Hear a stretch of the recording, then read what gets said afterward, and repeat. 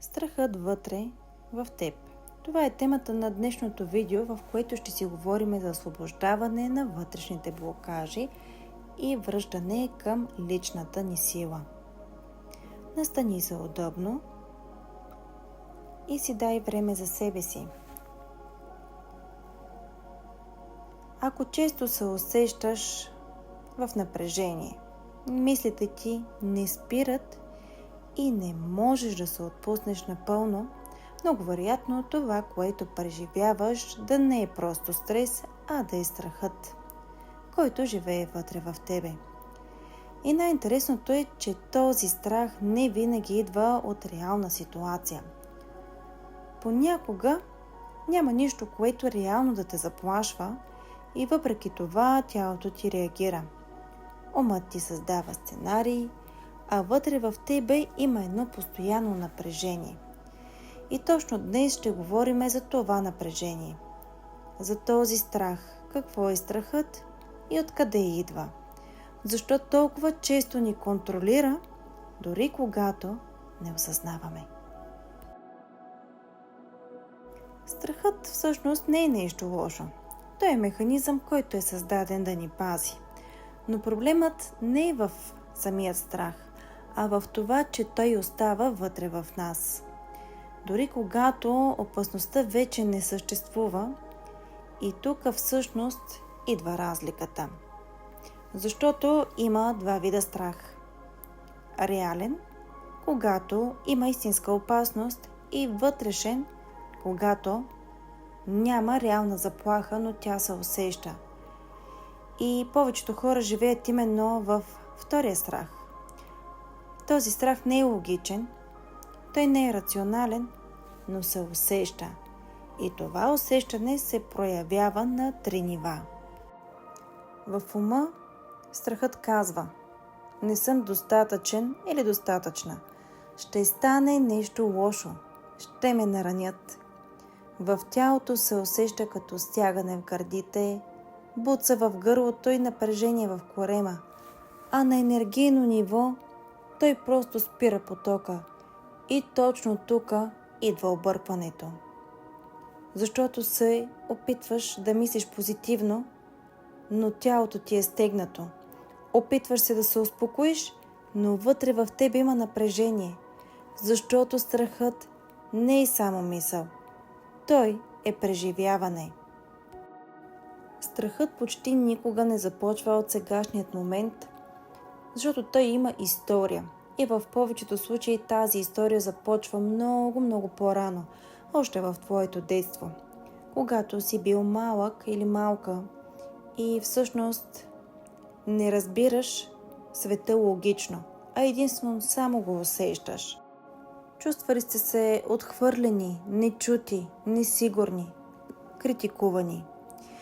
И в вас се е създало едно усещане: не съм в безопасност, и това усещане остава. После идват връзките, където може да има предателство, изоставяне, разочарование, и страхът започва да се задълбочава все повече и повече. Започва да се появява мисълта: ако се отпусна, ще ме наранят. Ако се доверя, ще загубя. И тук се ражда контролът. Много хора си мислят, че са силни, защото контролират. Истината е, контролът много често е форма на страх. Опит да избегнеш болката. Но колкото повече контролираш, колкото повече се напрягаш, толкова по-силен става страхът вътре в тебе. Страхът рядко се показва директно. Той се маскира. И можеш да го разпознаеш по това дали мислиш прекалено много, анализираш всяка една ситуация, страхуваш се да отпуснеш контрола, трудно се отпускаш и доверяваш, очакваш нещо да се обърка, усещаш напрежение без ясна причина, страх те да не бъдеш отхвърлен и наранен. И най-важното ти е, тялото ти никога не е напълно спокойно, дори когато всичко е наред. И тук всъщност идва ключовият момент. Повечето хора се опитват да премахнат страха, но страхът не се премахва. Той се разбира, той се усеща и тогава се освобождава. Преди да продължиме, искам да те попитам нещо много простичко. Ако спреш сега за момент и насочиш вниманието си навътре в тебе, къде в тялото ти усещаш това напрежение? В гърдите, в гърлото, корема. Не мисли, само усети, защото точно там живее твоя страх и точно там започва истинската работа. Не в главата, а в тялото. Страхът като енергия в тялото и тук ще навлеземе по-навътре. Искам да слезем малко по-дълбоко, защото страхът не е просто нещо, което си мислиш. Той е нещо, което живее навътре в твоето тяло. И ако наистина искаш да го разбереш, трябва да спреш да го анализираш и да започнеш да го усещаш. Затвори очи за момент и просто насочи вниманието си навътре. Не търси нищо конкретно. Просто наблюдавай.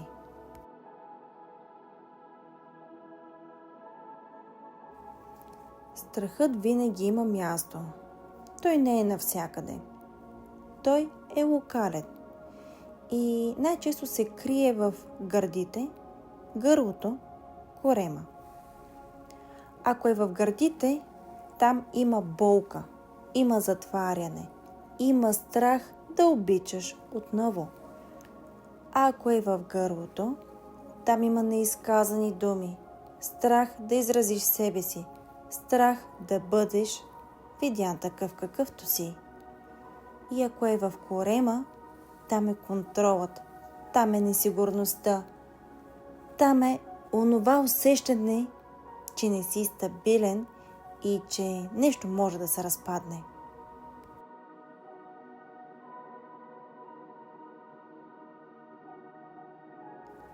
Искам да разбереш нещо много важно. Страхът е енергия, която не е преминала. Той е момент, в който си се оплашил и тялото ти не е успяло да го освободи.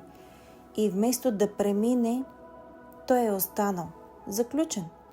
И всеки път, когато нещо ти напомни за този момент, дори подсъзнателно, този страх се активира отново. И затова понякога реакцията ти изглежда много по-силна, отколкото ситуацията изисква. Защото ти не реагираш само на настоящето. Ти реагираш на всичко, което не си освободил до момента.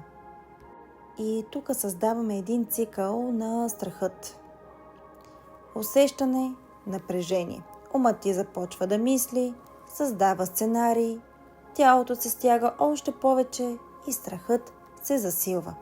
После си казваш, трябва да се успокоя, трябва да мисля позитивно, но това не работи, защото опитваш да успокоиш тялото чрез ума, а страхът не е в ума, той е в тялото.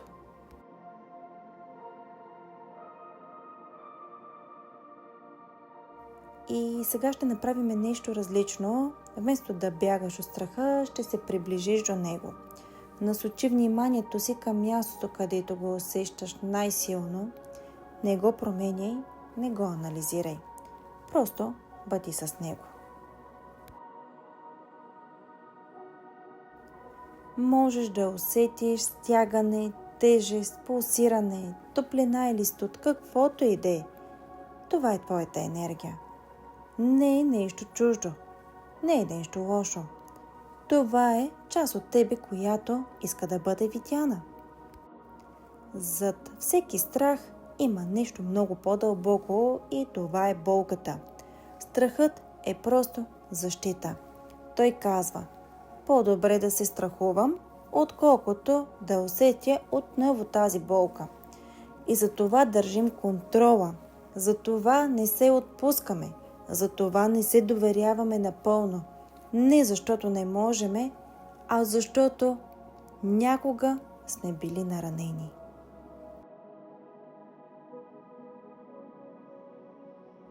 И в този момент можеш да си зададеш един въпрос.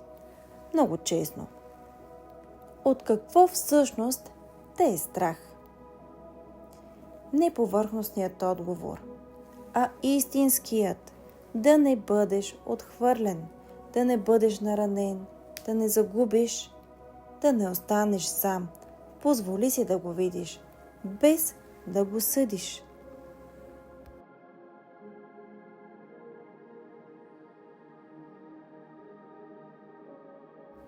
И точно тук започва промяната. Не когато се опитваш да бъдеш силен, а когато си честен със себе си, когато спреш да бягаш и започнеш да присъстваш. Защото страхът не иска да те контролира. Той иска да бъде освободен. И това освобождаване не става чрез мислене, а единствено само чрез усещане, присъствие и позволение. Медитация за освобождаване на страха. Настани се удобно и позволи на тялото ти да се отпусне. Затвори очи, поеми бавно въздух и издишай. Още веднъж поеми бавно въздух и бавно издишай.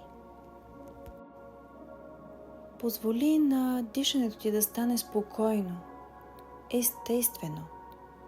Няма нужда да контролираш нищо.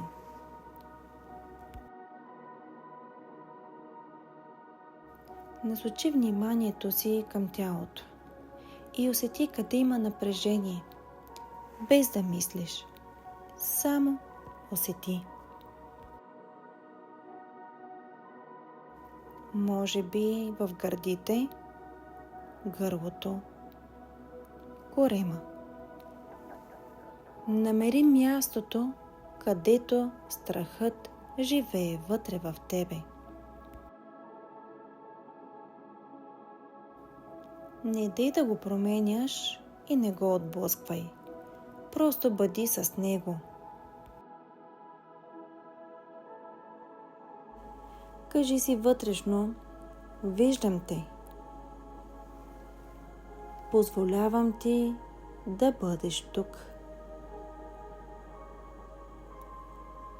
И си представи, че към това място започва да се спуска мека, топла светлина.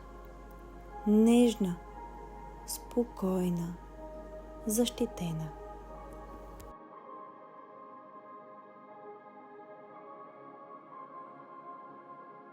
С всяко вдишване тази светлина влиза все по-навътре в тялото ти и достига до мястото на страха.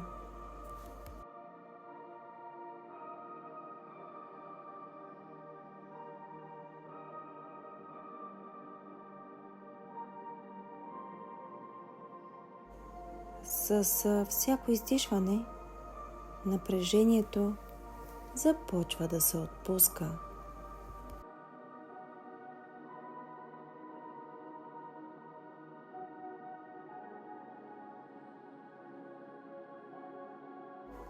Не дей да насилваш процеса.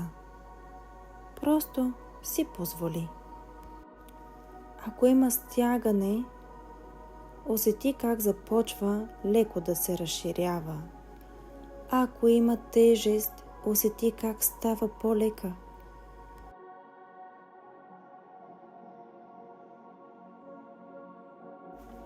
И сега си представи, че страхът има форма. Може би цвят, може би усещане.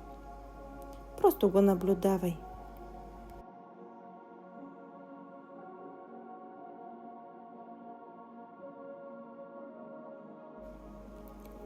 И с всяко издишване започни да го освобождаваш, като дим, като енергия, която напуска тялото ти.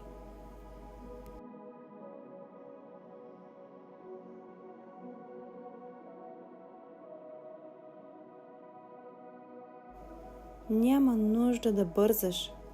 Всичко се случва точно както трябва.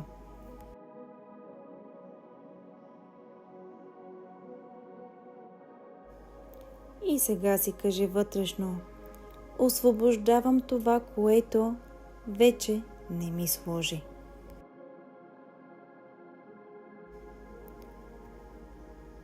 Пускам страха. Позволявам си да бъда в безопасност. Усети тялото си по-леко и по-спокойно.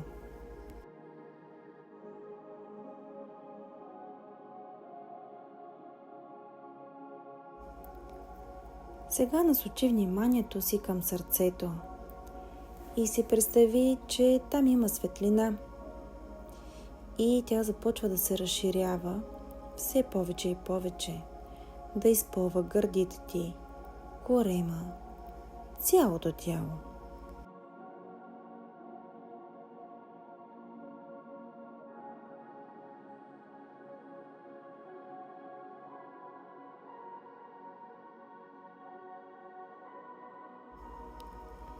И тази светлина ти напомня: аз съм в безопасност.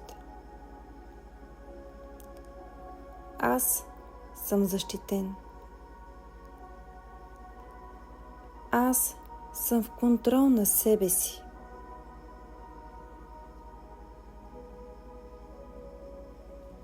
Остани така за няколко момента в твоето усещане.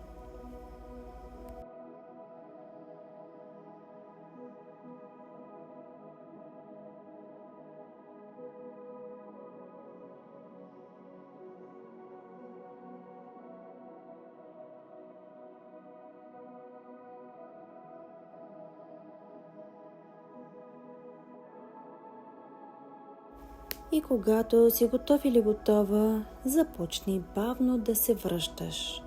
Усети тялото си, ръцете, краката. Поеми дълбоко въздух и издишай.